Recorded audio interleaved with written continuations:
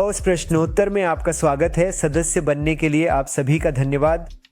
मैं आप सभी से प्यार करता हूं और मेरे इंस्टाग्राम पर और यहाँ यूट्यूब पर भी मैंने कुछ पोस्ट किए थे आपसे कुछ भी पूछने के लिए, और आज मैं वही कवर करने जा रहा हूं। और आपके सभी सवाल मेरे पास यहाँ हैं। मैं आपके कुछ सवालों को देखूंगा जो मेरी टीम ने यहाँ इस छोटे से दस्तावेज़ में संकलित किए हैं। और लाइक देना ना भूलें। अगर हम 2000 लाइक्स तक पहुंच सकते हैं तो ये अविश्वसनीय होगा। चलिए पहले सवाल से शुरू करते हैं। तो जब आपने पहली बार सफलता पाना शुरू किया तो क्या यह कभी अवास्तविक लगा? वैसे कई सालों से सब्सक्राइब्ड हूँ, व्लॉग्स मेरे पसंदीदा हैं, बहुत बहुत धन्यवाद। जब मैंने पहली बार सफलता पाना शुरू किया तो ये इतना अवास्तविक नहीं लगा, क्योंकि मैं इसे कल्पना कर रहा था और मैं इसे प्रकट कर रहा था।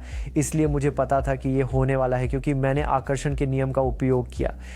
ये दो के बीच का संतुलन है। जैसे हाँ, कुछ समय जब मैंने बहुत पैसा कमाना शुरू किया तो ये थोड़ा वास्तविक लगा शायद, लेकिन मैं कहूँगा कि दिन के अंत में ये वही है जिसके लिए मैंने तैयारी की थी और योजना बनाई थी। ये मेरा लक्ष्य था। आप जानते हैं, मैंने अपने मन में ये इतना स्पष्ट कर लिया था कि मैं वहीं जा रहा हूँ कि जब मैंने इसे प्राप्त किया तो मैं ऐसा था। खैर, कोई आश्चर्य नहीं, तो मैं कहूँगा नहीं, मुझे ऐसा नहीं लगा कि ये अवास्तविक था। अगला सवाल है, ग्रोसरी स्टोर में काम करते समय आपके पास कौन सी कौशल थी और कौन सी कौशल ने आपको करोड़पति बना दिया? जब मैं सुपरमार्केट में था, मेरे पास जो कौशल थे, मैं अपने हाथों पर चल सकता था। मैं आज भी ऐसा कर सकता हूँ। मैं गा सकता था, मैं वास्तव में गाने लिख सकता था, मैं थोड़ा गिटार और पियानो बजा सकता था।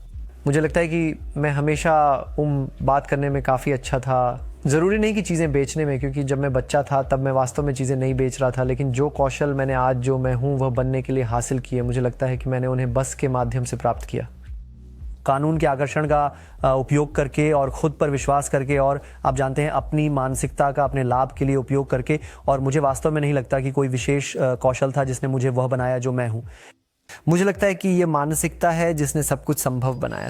अगर आज आप सब कुछ खो देते हैं तो पैसे कमाने के लिए सबसे पहले आप क्या करेंगे? ठीक है, तो मैं दो बातें कहूँगा। सबसे पहले, मैं आकर्षण के नियम का उपयोग करके अपनी धनराशि को फिर से देखने की कोशिश करूँगा। मैं समृद्धि की कल्पना करूँगा। मैं हार नहीं मानूंगा।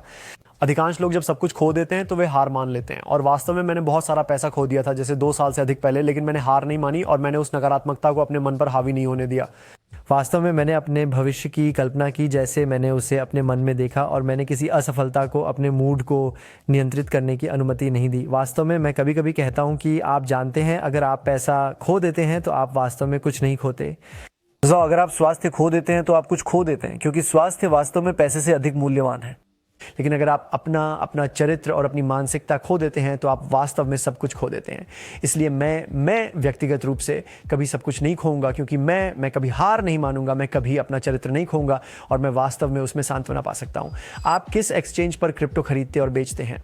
खैर, मैं कई का उपयोग कर रहा हूं। मैं बाइबिट का उपयोग कर रहा हूं। ये वही है जिसका मैं उपयोग कर रहा था जब मैं, आप जानते हैं, क्रिप्टो के साथ शुरू करना। और मैं कॉइनफ्लेयर का भी उपयोग कर रहा हूं, और मैं वीक्स का उपयोग कर रहा हूं। मैं कहूँगा कि ये 3 मुख्य हैं जिनका मैं उपयोग कर रहा हूँ। और हाँ, अगर आप लोग इनमें से किसी भी एक्सचेंज पर साइन अप करना चाहते हैं तो हम नीचे लिंक डाल सकते हैं। मुझे ये एक्सचेंज बहुत पसंद है, ये मेरे लिए बहुत अच्छी तरह से काम करते हैं। आप इस चक्र में मुनाफा कब ले रहे हैं? मैंने शायद 6-7 फेरारी खरीदी हैं, जिनमें से 3 के बारे में मैंने आपको अभी तक नहीं बताया है, लेकिन मैं कुछ चीज़ें खरीद रहा हूँ जिनकी घोषणा मैं जल्द ही करूँगा। और मैं कुछ और चीज़ें भी खरीद रहा हूँ, लेकिन ये ज़रूरी नहीं कि कैश आउट करना हो, ये बस जैसे चल रही खरीदारी है। मैंने हमेशा खुद से कहा था कि जब बिटकॉइन 1 लाख से ऊपर जाएगा तो मैं और महंगी चीज़ें खरीदूंगा। तो अब बिटकॉइन 1 लाख से ऊपर है, और मैं ये 7 साल से कह रहा हूँ। वापस 2017 में बिटकॉइन 3000 था, और मैं अपने crypto channel dead moon show पर लोगों को बता रहा था, जिसे आप सब्सक्राइब कर सकते हैं। वैसे मैं लोगों को बता रहा था कि बिटकॉइन 1 लाख तक जाएगा, और अब समय है कि अधिक महंगी चीज़ें खरीदना शुरू करें। आपने एक ट्रेड में सबसे अधिक मुनाफा कितना कमाया और वह टिकर क्या था? मुझे लगता है कि सबसे प्रसिद्ध ट्रेड जो मैंने सार्वजनिक रूप से किया था वो मेरा XRP ट्रेड था, जो मैंने बस जैसे 2-3 महीने पहले किया था, जहाँ मैंने रखा था $2,50,000 एक उच्च लीवरेज ट्रेड में।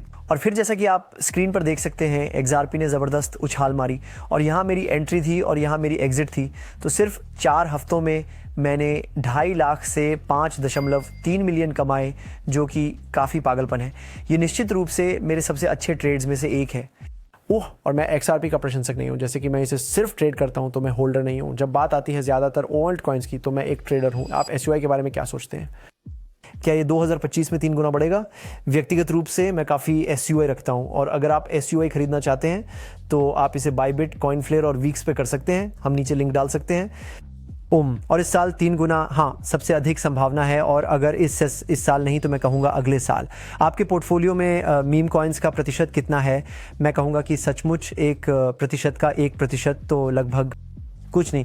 मुझे लगता है कि मीम कॉइन्स बेवकूफ़ी हैं। क्या आपका बाइबिट ट्रेड अभी भी खुला है? खैर, मेरे पास अभी कई ट्रेड खुले हैं, लेकिन हाँ, मेरे पास बाइबिट पर एक $multi-million का बिटकॉइन लीवरेज पोजीशन खुला है, और मेरे पास वीक्स और कॉइनफ्लेयर पर भी एक $multi-million का पोजीशन खुला है।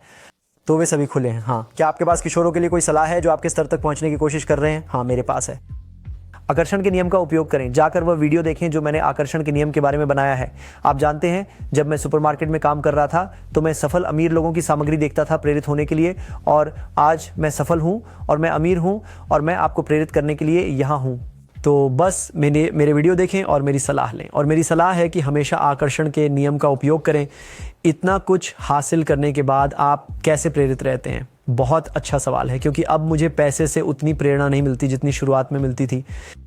अब मुझे ऐसा लगता है कि मैं खुद का बेहतर संस्करण बनने से अधिक प्रेरित होता हूं, और मैं नई चीज़ें आजमाने से प्रेरित होता हूं। जैसे उदाहरण के लिए रेसिंग। मैं अब रेसिंग में जा रहा हूं, और ये मेरे लिए एक चुनौती है। आप इसे एक साइड मिशन कह सकते हैं, लेकिन मेरे लिए ये एक बड़ी जुनून है जो सिर्फ एक साइड मिशन से अधिक है।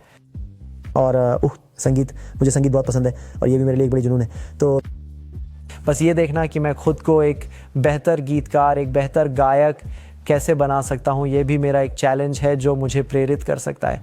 और चैरिटी भी आप जानते हैं, मैंने कुछ दिन पहले ही ये निर्णय लिया है कि मैं एक चैरिटी का समर्थन करने जा रहा हूँ जो विकलांग बच्चों के लिए सर्जिकल रूम बनाएगी।